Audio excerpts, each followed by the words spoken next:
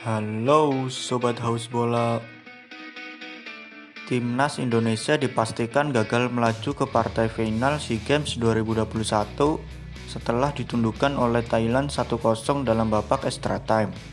Hal ini pun membuat Timnas Indonesia harus kembali gagal membawa pulang medali emas ke tanah air, yang artinya Indonesia harus kembali meneruskan puasa medali emas selama 31 tahun.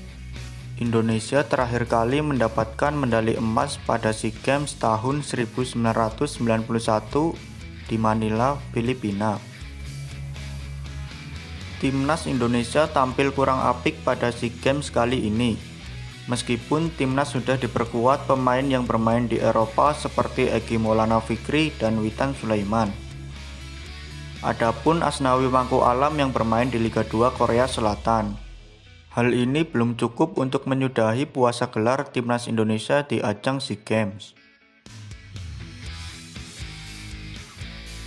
Diketahui Timnas Indonesia kerap tampil apik di babak pertama dan melempem di babak kedua, seperti halnya saat melawan Vietnam di laga pembuka. Di babak pertama, timnas tampil apik dan solid sehingga skor 0-0 menutup babak pertama. Akan tetapi, timnas Indonesia di babak kedua bermain bak tarkam dengan hanya bertahan di lini belakang. Yang hasilnya, gawang timnas Indonesia berhasil dibobol 3 kali oleh Vietnam. Bukan hanya saat melawan Vietnam saja, timnas Indonesia bermain bak tarkam di babak kedua. Saat menghadapi Myanmar pun sama. Tampil apik di babak pertama dengan mencetak 3 gol tanpa balas. Memasuki babak kedua, timnas tampil bertahan dan hanya mengandalkan serangan balik. Hasilnya, timnas Indonesia berhasil dikurung oleh Myanmar. Untung saja Myanmar hanya bisa menyerangkan 1 gol ke gawang Hernando Ari. Yang terbaru, saat menghadapi timnas Thailand di semifinal. Tampil apik dan solid di babak pertama. Memasuki babak kedua, lagi-lagi Indonesia tampil bertahan dan hanya mengandalkan serangan balik. Sungguh permainan yang sangat tidak enak untuk ditonton. Sebenarnya, ada apakah dengan timnas Indonesia di babak kedua? Berikut inilah hal-hal yang membuat timnas Indonesia menurun drastis di babak kedua. Yang pertama, strategi pelatih. Kemungkinan strategi Coach Sintayong yang menginstruksikan agar para pemain timnas Indonesia bermain bertahan, atau bahkan para pemain tidak mampu menerapkan strategi pelatih dengan baik di lapangan. Yang kedua, faktor kelelahan.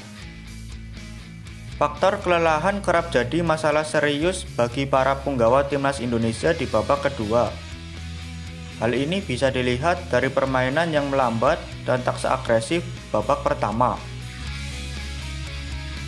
Yang ketiga, strategi sudah dipelajari lawan. Bisa jadi penurunan permainan timnas Indonesia di babak kedua dipengaruhi oleh karena sudah terbacanya strategi tim oleh pemain lawan, sehingga timnas Indonesia tidak bisa mengembangkan permainan dengan baik di babak kedua. 4. Salah melakukan pergantian pemain. Diketahui pergantian pemain sangat mempengaruhi permainan dan keseimbangan tim. Salah-salah dalam pergantian pemain dapat membuat tim semakin terpuruk. Seperti halnya saat menghadapi timnas Vietnam. Ronaldo Kuateh yang masuk di babak kedua menit ke-60 digantikan 20 menit setelahnya. Begitupun saat menghadapi timnas Thailand.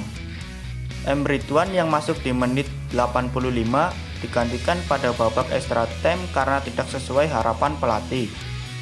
Itulah faktor-faktor yang mungkin menyebabkan timnas Indonesia bermain bak tarkam di babak kedua. Menurut kalian apakah setuju atau punya pendapat lain? Tetap dukung timnas Indonesia and see you. Bye bye.